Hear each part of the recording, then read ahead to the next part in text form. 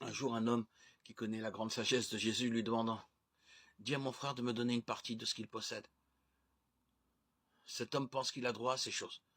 Qu'aurais-tu répondu à la place de Jésus? Jésus comprend que c'est un homme qui a un problème. En fait, il n'a pas besoin de ce que son frère possède. Son problème, c'est qu'il ne sait pas ce qui compte vraiment dans la vie. Et pour expliquer cela, Jésus a raconté l'histoire d'un homme qui a oublié de penser à Dieu. Veux-tu l'entendre? C'est l'histoire d'un homme très riche qui possède des champs, des greniers. Ces champs produisent de si bonnes récoltes qu'il n'a pas assez de place dans ses greniers. Que va-t-il faire? Il se dit, je vais démolir mes greniers et en construire de plus grands. Comme ça, je pourrai y mettre toutes mes récoltes et tous les bons produits de mes champs. Il pense que c'est la meilleure solution. Il se croit très malin d'accumuler ainsi beaucoup de choses. Il se dit, j'ai beaucoup de choses de côté, suffisamment pour des années et des années. À présent, je peux vivre tranquille, je vais manger, boire, m'amuser. Mais son raisonnement n'est pas bon. Pourquoi, à ton avis? Il ne pense qu'à lui et à ce qui lui fait plaisir. Il ne pense pas à Dieu. Et Dieu, justement, lui dit, et toi, homme stupide, tu vas mourir cette nuit.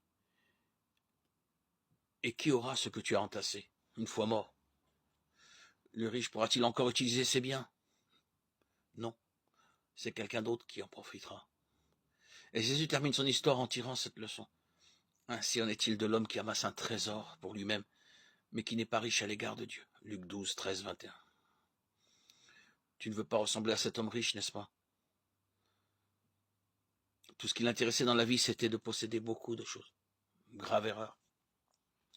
Il en voulait toujours plus. Le problème, c'est qu'il n'était pas riche à l'égard de Dieu. Beaucoup de gens sont comme lui aujourd'hui. Il leur en faut toujours plus, toujours plus. Mais ça peut créer des problèmes. Il faut bien que tu saches que tu possèdes beaucoup plus que les richesses matérielles, qui a beaucoup plus de valeur. C'est ta vie. Sans la vie, tu ne pourrais rien faire. C'est pour ça qu'elle a tellement de valeur. Mais pour vivre, il faut que tu fasses ce qui plaît à Dieu, n'est-ce pas? Alors, ne ressemble pas à cet homme riche et stupide qui ne pensait pas à Dieu. Certaines personnes n'en ont jamais assez. Ils mangent tous les jours, ils ont des vêtements, un beau logement, mais ça ne leur suffit pas. Ils veulent des quantités de vêtements et une plus belle maison, une plus belle voiture. Et comme ça coûte cher, ils travaillent comme des fous pour gagner beaucoup, beaucoup, beaucoup d'argent. Et plus ils en gagnent, plus ils en veulent. Certains sont tellement occupés à gagner de l'argent qu'ils n'ont plus le temps d'être avec leur famille, leurs amis. Ils n'ont pas de temps non plus pour Dieu. Mais leur argent pourra-t-il les empêcher de mourir? Non. Leur servira-t-il à quelque chose quand ils seront morts? Non plus. Quand on est mort, on ne fait plus rien du tout. Ecclésiaste 9, 5, 10. Est-ce que ça veut dire qu'il est mal d'avoir de l'argent? Non. Il faut de l'argent pour s'acheter à manger, de quoi s'habiller. La Bible dit que l'argent est une protection, Ecclésiaste 7, 12. Mais si nous aimons l'argent, là, nous aurons des problèmes. Nous ressemblerons à l'homme riche et stupide qui a amassé des trésors pour lui, mais qui n'était pas riche à l'égard de Dieu. Que faut-il faire donc pour être riche à l'égard de Dieu? Il faut mettre Dieu en premier dans notre vie. Les gens disent qu'ils croient en Dieu et ils s'imaginent que ça suffit. Mais sont-ils réellement riches à l'égard de Dieu? Non. Ils sont comme le riche qui ne pensait pas à Dieu. Jésus, lui, pensait toujours à son Père Céleste. Il n'a pas essayé de gagner beaucoup d'argent. D'ailleurs, il ne possédait presque rien. Il savait ce qui compte vraiment dans la vie. Et toi, le sais-tu? Ce qui compte vraiment, c'est d'être riche à l'égard de Dieu. Et dis-moi, comment peut-on être riche à l'égard de Dieu? En faisant ce qui lui plaît.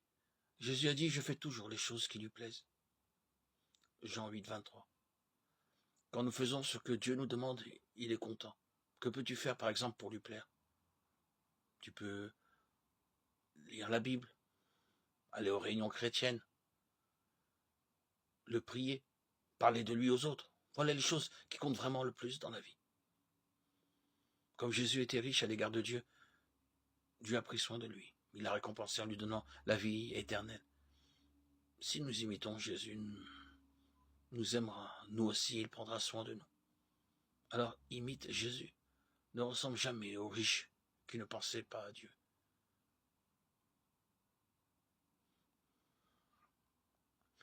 Il y a de bonnes façons de considérer les biens matériels. Je t'invite à lire Proverbes 23, 4, 28, 20, 1 Timothée 6, 6, 10 et Hébreux 13, 5. Dieu, Jésus, le Dieu vivant, te récompensera